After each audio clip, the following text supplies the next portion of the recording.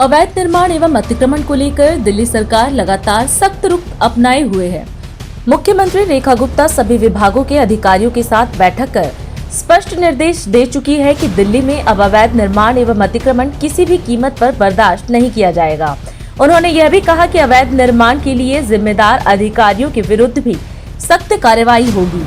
इसी क्रम में मंत्री आशीष सूद ने भी प्रेस वार्ता के दौरान कहा था कि 4 मंजिल से अधिक होने वाले निर्माणों पर कार्रवाई के साथ साथ लापरवाही बरतने वाले अधिकारियों की जवाबदेही भी तय की जाएगी। जब इन अवैध कमर्शियल भवनों पर कार्रवाई नहीं होगी तो फिर माननीय मुख्यमंत्री एवं गृह मंत्री के आदेश का किस प्रकार से निगम के भवन विभाग के अधिकारी मजाक उड़ा रहे हैं, इसका अंदाजा लगाया जा सकता है।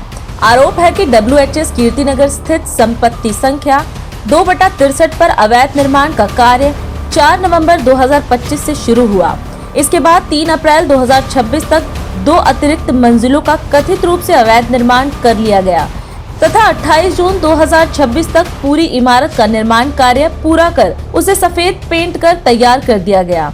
आरोप है कि पूर्व में निलंबित ईई भवन कुमार महेंद्रू के कार्यकाल में भी नई इमारतों को पुराना दर्शाने के उद्देश्य से सफेद पेंट कर फाइलों में खानापूर्ति कर मामले बंद कर दिए जाते थे।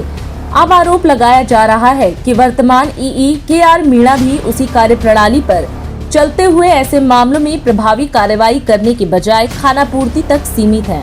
यह केवल एक उदाहरण है।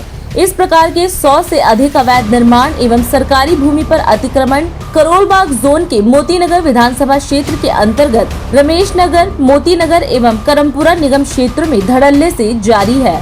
कई दर्जन कमर्शियल भवन आज भी बिना स्वीकृत भवन योजना के बनाए जा रहे हैं। वहीं अनेक भवन DMC एक्ट का उल्लंघन करते हुए बेसमेंट सहित 5 मंजिल तक खड़े कर दिए गए हैं। चर्चा है कि मोतीनगर विधानसभा क्षेत्र के तीनों नगर निगम क्षेत्रों में जेई अपने बेलदारों के माध्यम से प्रति लिंटर प्रति 100 वर्ग गज 3 से 5 लाख रुपए तक की रिश्वत लेकर अपने ईई एवं SE तक राशि पहुंचा रहे हैं। परिणाम स्वरूप पूरे क्षेत्र में जंगलराज जैसी स्थिति बन गई है, जहां बड़े पैमाने पर अवैध निर्माण के साथ साथ सरकारी भूमि पर भी अतिक्रमण लगातार बढ़ रहा है।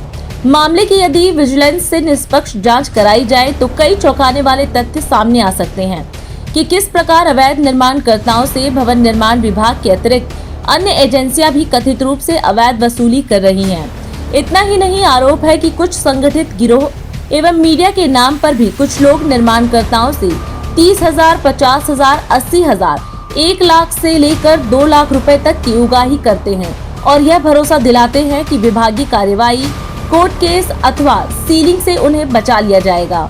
वहीं दूसरी ओर टिम्बर मार्केट में A22 WHS Kirtinagar plot number 50A 2 WHS Kirtinagar A1/49 WHS Kirtinagar 80/1 block 2 तथा प्लॉट नंबर 96A जैसे कई निर्माण भी भ्रष्टाचार का जीता जागता प्रमाण बताए जा रहे हैं। आरोप है कि इन स्थानों पर भी नियमों की अनदेखी कर निर्माण कार्य हुए, लेकिन प्रभावी कार्रवाई नहीं की गई।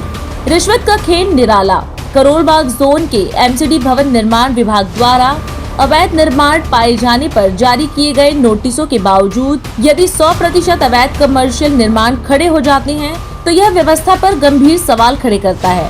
सवाल यह भी उठता है कि जब विभाग स्वयं अवैध निर्माण स्वीकार कर नोटिस जारी करता है तो फिर बार बार जेई और AE द्वारा उच्च अधिकारियों, LG कार्यालय, PMO एवं CMO को गलत रिपोर्ट क्यों भेजी जाती है। अगर ऐसी नाकामियों के फलस्वरूप कभी भी मालवीय नगर या साकेत जैसा हादसा होता है तो उसका जिम्मेदार कौन होगा।